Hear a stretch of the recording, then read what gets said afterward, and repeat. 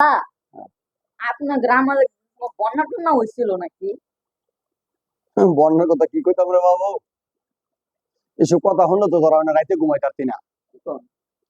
98 সালে যে একটা বন্যা হয়েছিল, এই বন্যার কথা যদি কই, রাত করে ঘরে হইতে রয়েছি, কইতাছে ক্যালকালায় তুলতে পানি এলো, টের পাই নাই। শরীরের মধ্যে যখন ঠান্ডা লাগে ওঠে, তো মনে করছে হাফ সাপ নাকি দৌড়ে যখন এরকম ঢিলা মারছি শরীরের গামছা, পরে তারপর টেলা লাগে।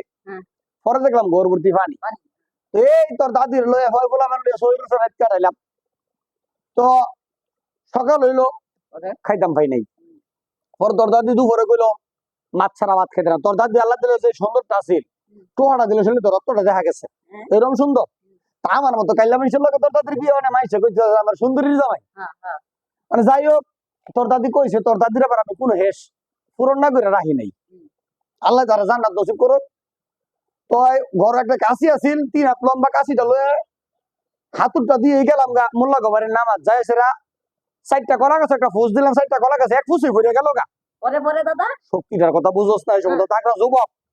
পরে আরেকটা খুব দিলাম, আর 4টা কলা গাছ এই দিয়ে একটা জাহাজ বানাইয়া টাইটানিকের লাহান ছুটলাম রেলের কাছে গিয়ে দেখি রেলের উপর বলাবে না নৌকা চলায়, বলাবে না আমার গায়ে নইয়া বোরা দিকে আর নৌকার কথা ভুলে গেছে গা। পরে কি করি পোলাবেন যে গুড্ডি ওরা এরকম থাপাটা দেখি একটা বড়ি গাছের গুড্ডির সুতা কুরসার মধ্যে আছিল 2টা ফুটি মাছের বসি। আস্তে করে এই সুতাটা দা ফেসটা দিয়া যখন বেউরাটার মধ্যে দিয়ে ইসা মাছটা বাইর ধরেছি, ইসা মাছটা দিয়ে বড়শিটা ফালাইলাম, কমপক্ষে আধা মুন্নে একটা মলায় মাছ বাজলো।